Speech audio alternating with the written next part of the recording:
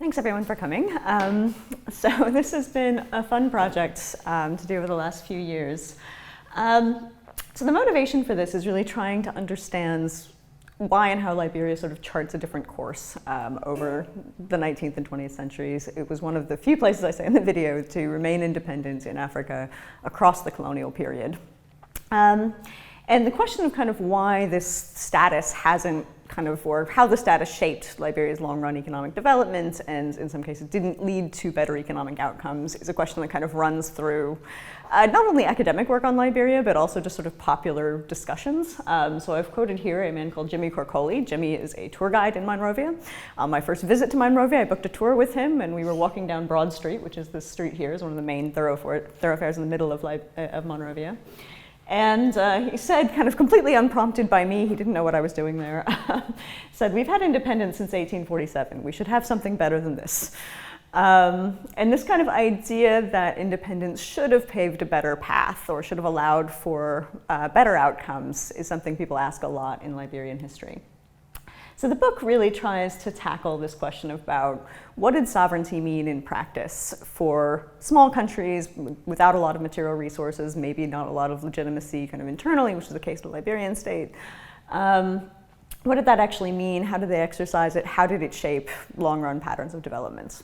When I started looking at this, I realized that most of the kind of theories we have of sovereignty and the exercise of economic sovereignty are very much based on the experience of large states, kind of powerful states in Europe or the US or wherever, and don't really think about small and medium-sized states and what this actually means for them. On the other side, in African economic history, which is the field I come from, the vast majority of work focuses on formal colonialism and what impact that has on institutions and developments. And we don't think very much, there's not very much literature out there on Liberia or Ethiopia or other places that retained a degree of political sovereignty throughout the period. But contemporaries very much recognize that there are hierarchies between states, and those restrict what governments, particularly of small countries, can do. So this is Liberian President Edward Berkeley giving a speech to the legislature in 1906, saying that it is a fact that the great powers really settle the principles of international law. Small states must conform. So this is really a kind of, the big question behind the book is what that conforming sort of means and what impact that has on people living within the boundaries of those countries. Now, one of the things I discovered in starting on this project is that there's not a lot, like I said, there's not a lot of economic history literature on Liberia. It's got a rich historiography of its own, but it's not generally compared to other places very much, and particularly not in a quantitative way. At the same time, one of the hallmarks of African economic history over the last sort of 20 years has been using quantitative data. So my goal was to kind of bring Liberia into that discussion. Now, what I found is this is more challenging than I thought it was going to be.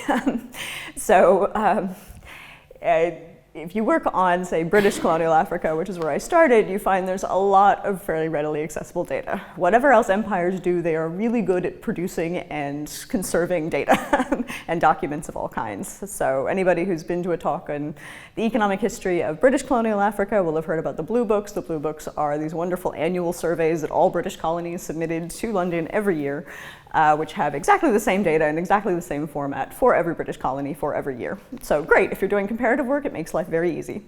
There is no equivalent to Liberia. They were independent, they didn't have to report to anybody, and there was lots of internal discussions about what they should collect and what they shouldn't. So everybody who's worked on Liberia has a sort of standard complaint about the lack of data available. So this quote is from one of the first kind of comprehensive economic histories of Liberia, written by an African-American guy called George Brown. Actually, initially as a PhD thesis at the LSE in the late 1930s. It was published as a book in 1941.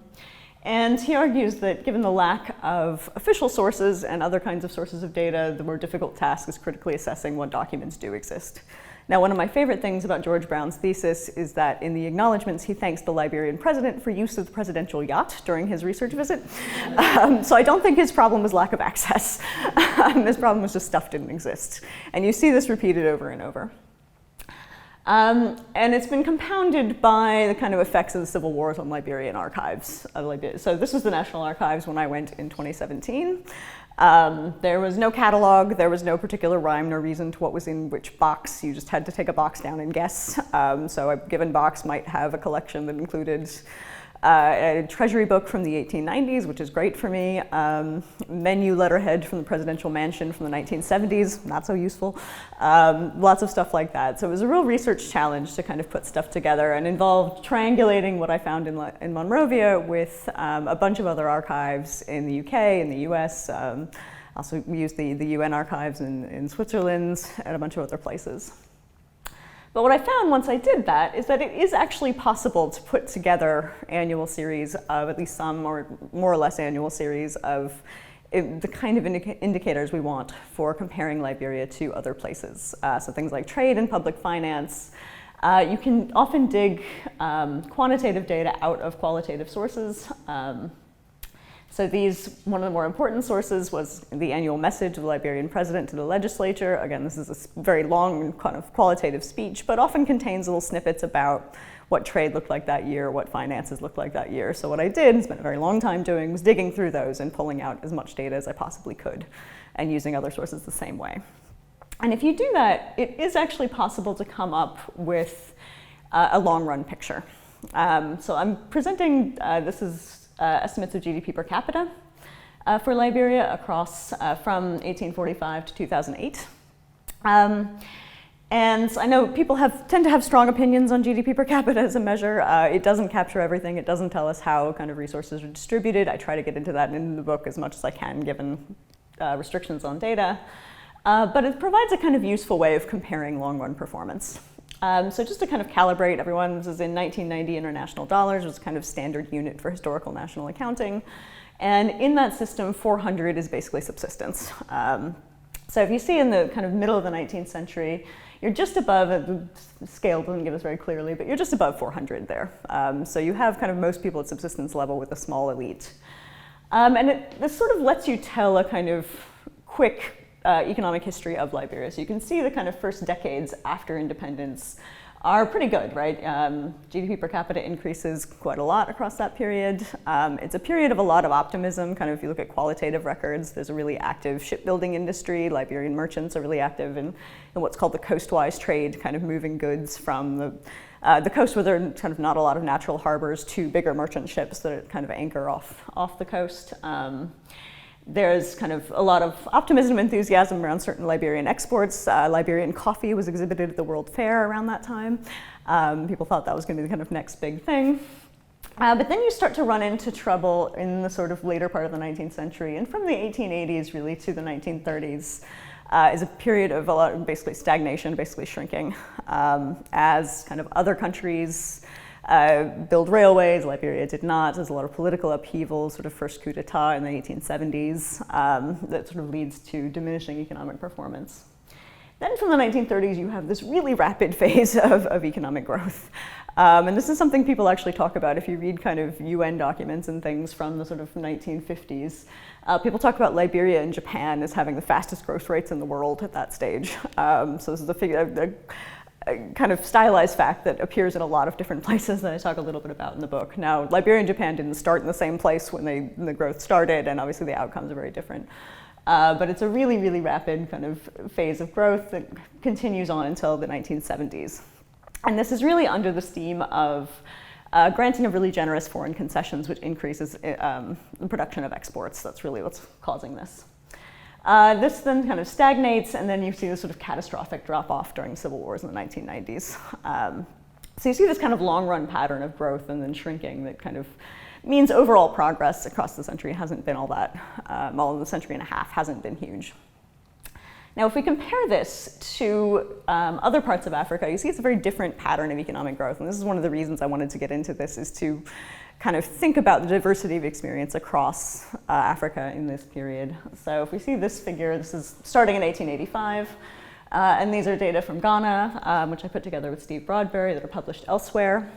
And you can see that Ghana, during the period from the 1880s up to the 1930s, it grows really rapidly. And this is kind of the standard narrative we have for West Africa, is the 1880s to the 1930s are a really good phase. Liberia doesn't fit that at all. And then it doesn't grow as much through this sort of post-war period, and they kind of end up in the same place at the end. But it's following a very different trajectory, and the book tries to explain why that's the case and how Liberia's political status contributes to that difference. So before I get into kind of policies of the Liberian state, I just want to say a few words about what existed before it was called Liberia. There's a kind of well-grounded criticism of a lot of work on Liberia that it just focuses on the elite and the government and doesn't look at kind of the rest of the population who lived there before. So I'll just say a few words about it. I don't have a lot of time to get into it, but I was determined to put a chapter in there to kind of rectify that gap. So one of the things we can say is it's a region with comparatively low population density. Now, West Africa as a whole kind of has low population density relative to other parts of the world, but Liberia has low population density even relative to West Africa. And that has an impact on institutions that are largely quite decentralized. So the kind of primary unit of authority is sort of at village level or sort of town level. There are kind of cross-cutting links between those in terms of in the form of secret societies or craft guilds or things like that, but the population density is pretty low. And this has a knock-on effect for what agriculture looks like and what kind of trade looks like. So you have very extensive patterns of agriculture. People use a lot of land and leave land fallow for a long period. And this is to do partly with soil quality, which you can see a measure of here. And then you have kind of localized specializations in the production of things like rice or the smelting of iron that prompt kind of local trade networks. You do have kind of connections to long-term or larger kind of long-distance interior trade networks. This is facilitated partly by the decline of the Malian Empire to the north, which then leads to the migration of kind of merchant groups and things down to Liberia that connects Liberia to those to the sort of bigger commercial centers below the Sahara. And then you also have the beginning of the Atlantic trade. Now, because its population density is relatively low, the coast that becomes Liberia is not particularly hard hit by the Atlantic slave trade. It is affected, but it's not a major center. I think there's some interesting work done on the numbers for that.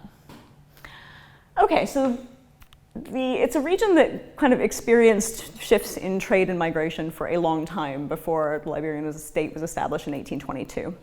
The creation of Liberia as a political unit was really the outcome of a different migration, which was a migration of African Americans from the US to West Africa. So there were about 16,000 of them, as the video said. The migration was organized by the American Colonization Society. The ACS has a very complicated history. It sort of billed itself as a philanthropic venture. In reality, most of the leadership were white slave owners from the South who were particularly keen that particularly freed African Americans be sent elsewhere, so to avoid kind of political tension within the US. So it's a complicated set of things. There's quite a large literature on that history.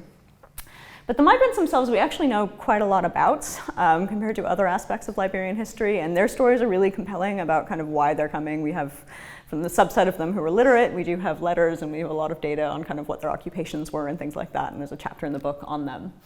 And what's interesting is you do get kind of inequalities emerging within this community that really affect debates about different forms of policy later on.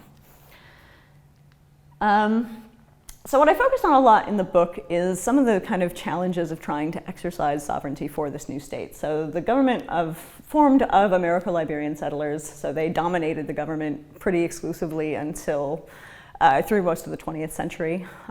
So it wasn't until the 20th century that you had a president who was born in Africa, and then it wasn't until 1980 when the Americo-Liberian government was overthrown that a president of indigenous ancestry came to power. So it's a pretty kind of exclusive elite at the top. So they declare Liberian independent state in 1847, and one of the big challenges for them was figuring out how to engage with what was a rapidly growing commodity trade on the West African coast at that time. And part of the main motivation for the Declaration of Independence was the control and taxation of trade. So they had been trying to tax trade. A bunch of British merchants say, hey, wait, you can't tax us, you're not a state. So they said, okay, we're a state. This is pretty readily recognized by the British government and other kind of major European governments at the time. But then they have to debate about what kind of trade policy they want to adopt. And there's lots of internal debates about this within Liberian politics. So the standard story, based largely on qualitative records, is that they were pretty heavily protectionist through the period. So they adopt something called the Ports of Entry law. Laws is a set of laws, there's kind of varying versions of them, that restrict international trade to these particular ports. And so there's a lot of kind of particularly qualitative evidence from British merchants at the time who don't like this, who say, oh, this is terrible for Liberia's development, it's really restrictive of trade, they'd have so much more trade if they didn't do this. But actually, if you look at a slightly more standard measure of trade policy, if you look at tariff rates, Liberia doesn't really stand out. So this is Liberia here. This up here is Latin America, which is known as one of the most protectionist regions of the world at the time. This is Asia, which has very, very low rates of protection. And this is West Africa. So Liberia looks pretty much like the rest of West Africa. And this is in part because it didn't really, there wasn't really an incentive on the part of the elite to adopt protectionist policies. They made their living from trade. Trade was the key source of government revenue. And I show in the book that once they released the ports of entry laws, the trade pretty much stayed in these ports anyway. It wasn't like there were a whole load of other ports that were potentially very viable that were there. So it's a kind of, this part was one area where I was expecting to confirm the standard story with new data, but actually turned out to be quite different. But this slight difference in these policies kind of masks a very, very active set of debates on the ground about what the policy should be, how they should relate to kind of bigger economies. Same thing with money. You've already heard the story of Liberian dollar, so I won't repeat it here. But I'll just say quickly that this is kind of how I started on this project. Like I said, I spent my first part of my career working on British colonial Africa. I'd never really thought very much about Liberia before. And then I was looking at a file in the papers of the West African Currency Board, which was the body that issued British colonial currency, and found this file on correspondence about West African Currency Board money circulating in Liberia. And it was just kind of one of those archive moments where you go, okay, why? What's going on? And that led to a paper, and that ultimately led to the book. But kind of this question of whether to kind of keep to the Liberian dollar, try to assert national sovereignty that way, or kind of try to go after stability by using a foreign currency was one of these early questions. And I deal with a couple of other issues in the book that I don't have time to get into here, including foreign debt and regulation and things like that. So I just think how I'm doing for time. The other aspect I look at in the book is efforts by the Liberian government to effectively monetize its sovereignty. So there's a nice paper from Foreign Policy, in 2009. By Daniel Dresner, who's a political scientist, talking about how sovereignty's erosion is likely to occur by choice as by force, how countries can kind of auction off their sovereignty if they are in need of revenue, which the Liberian government constantly was. So I look at sort of three ways in which they do this. One is by really aggressively leveraging flows of foreign aid from very early on. So even from the 1940s, on a per capita basis, Liberia is one of the leading recipients of this kind of new expanded US foreign aid presence.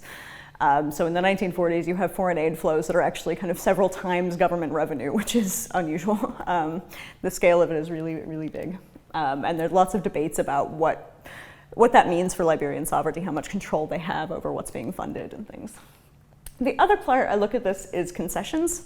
So as I mentioned before, kind of concessions to foreign companies to produce exports was one of the big sources of that really big growth boom. And then from the 1930s onwards, that started with the Firestone rubber concession, which was 1 million acres over 99 years. So these are really big, generous things on very generous kind of tax and other terms. And then from you see this sort of expansion. This is the 1926 is the Firestone concession. And you see this big expansion of concessions of various forms. So the 1950s, iron ore is the biggest export, and it's under similar kinds of conditions.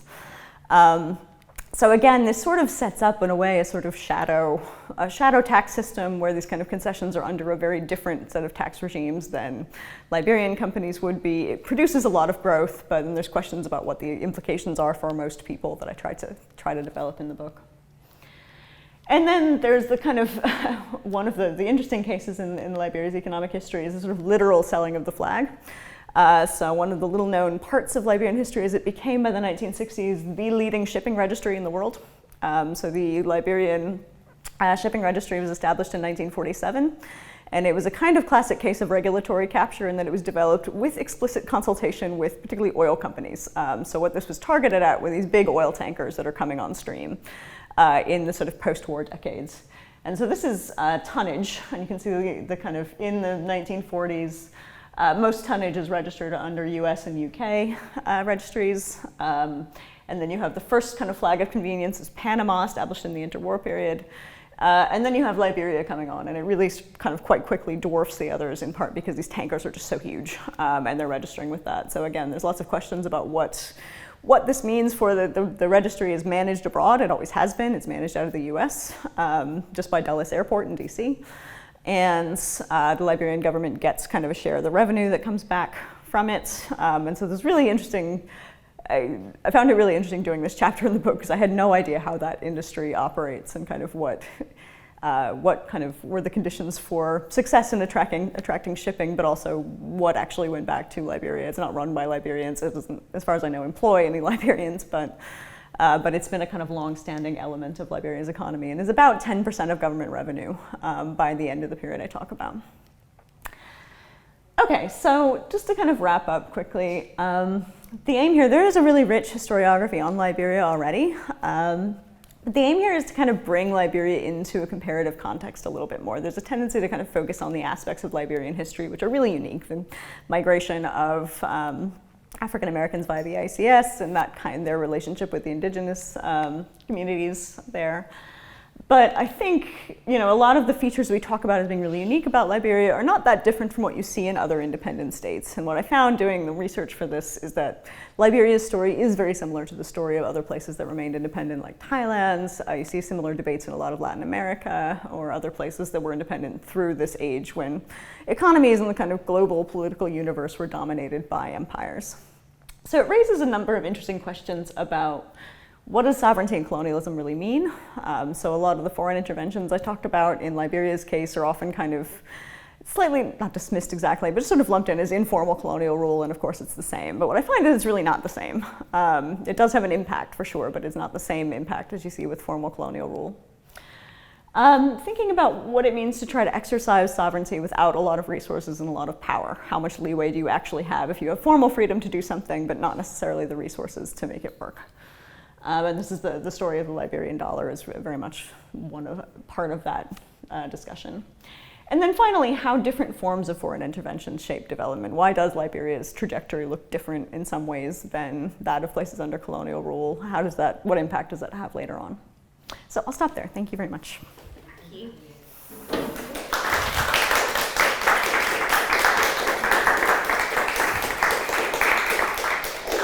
Probably have a few minutes for questions if anyone has a burning one. I'll start by asking, so for some of the things we've been producing for REF, we've been asking researchers what sort of inspired them to get into their area. You mentioned discovering something quite surprising in the archive, but what started you off on looking at African economic history in the first place? Oh, that was another accident. So it seemed to be a career of accidents or something. But anyway, I was interested so I did my master's research on the beginnings of centralized, or kind of origins of centralized states and kind of fiscal arrangements and things like that. And then for my PhD, I was interested in what happens if you just impose those on people, like how are they funded and all of that. And I wanted to either work on Asia or Africa. At that moment at Oxford, the best person to supervise me was an Africanist, Dave Anderson. So I kind of ended up working on Africa and have been there ever since.